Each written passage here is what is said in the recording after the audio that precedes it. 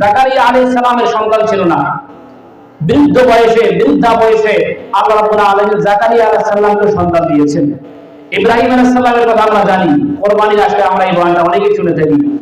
বিবি সারার গর্ভে আল্লাহ রাব্বুল আলামিন ইব্রাহিম আলাইহিস সালামকে বৃদ্ধা বয়সে ইসহাক আলাইহিস সালামকে দেননি।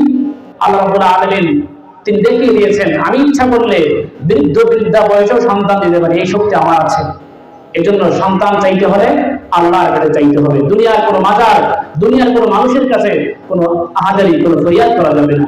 আল্লাহর কাছে চাইলে আল্লাহ দিয়ে দিবে। এই যে স্পষ্ট আমাদেরকে জানিয়ে দিয়েছেন যে আমার বান্দারা, হে আমার বান্দিরা, আমার কাছে চাও, আমার কাছে চাও। আর আমি তো অনেক শক্তিশালী, আমার কাছে চাইলে আমি দিয়ে দিব। আমি কি দেইনি ইব্রাহিমকে? আমি কি দেইনি জাকারিয়া আলাইহিস সালামকে? আমি কি দেইনি ইমরানের স্ত্রী ঈসা আলাইহিস সালামের নানিকে আমি দেইনি? এমনকি আমি তো মারিয়াম আলাইহিস সালামের গর্ভে স্বামী ছাড়া সন্তান দিয়েছি। কেন তোমরা বুঝো না? কেন তোমরা বিশ্বাস করো না? এই জন্য যে কোনো কিছু, শুধু সন্তান নয়, দুনিয়ার কোনো মাখলুকের কাছে না চেয়ে আগে আল্লাহর কাছে চাইতে হবে। কার কাছে চাইতে হবে? আল্লাহর কাছে। হে পৃথিবীর মুসলমান,